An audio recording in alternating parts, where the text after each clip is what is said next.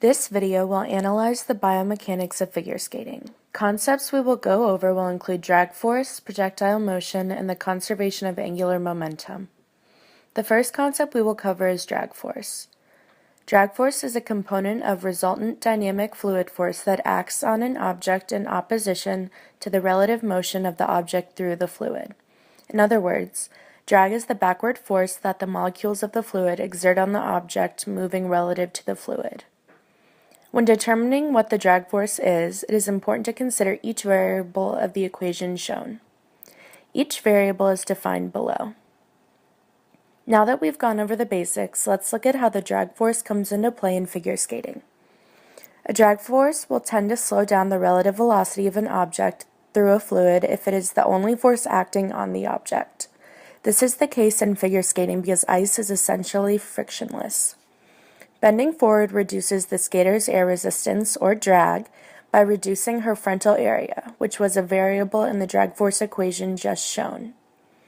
The skater streamlines her body by curving forward, which allows her to accelerate to and maintain a greater speed. The skater also wears a skin-tight clothing to reduce her frontal area because rougher surfaces of bulkier clothes create larger friction forces between the fluid molecules and the skater. Therefore, clothing worn by figure skaters is smooth so as to reduce surface drag. The next concept we will look at is projectile motion.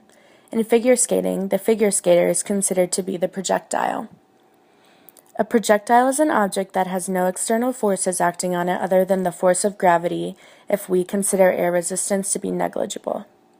The path of a projectile is always parabolic.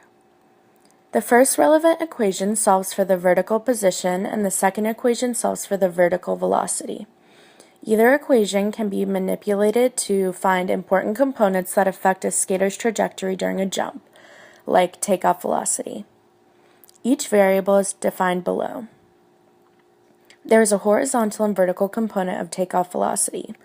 Although gravity immediately slows the skater's vertical velocity when she leaves the ice, but gravity has no effect on the skater's horizontal motion since gravity only works in the vertical direction.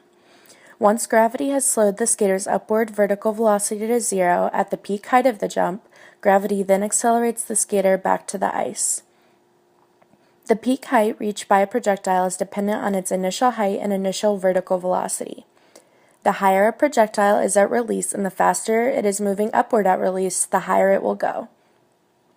Maximizing peak height is important when the skater is the projectile to complete as many spins in the air as possible. Once the skater has left the ground and become a projectile, the athlete cannot change her path. The last concept we will explore is the conservation of angular momentum with regard to figure skating. An object's angular momentum remains constant unless an external torque or moment acts on that object. Two relevant equations when discussing the conservation of angular momentum are shown below. Each variable is defined below. The torque created by friction between the ice and the skates is minimal and can be ignored. As the skater begins to spin, one leg and both arms may be held up and away from the body, so the skater has a large moment of inertia about the longitudinal axis.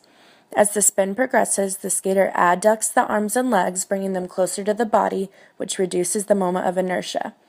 Angular momentum remains the same, so the reduction in the moment of inertia must be accompanied by an increase in angular velocity. When the skater wants to slow down the spin, she abducts her arms to control her angular velocity.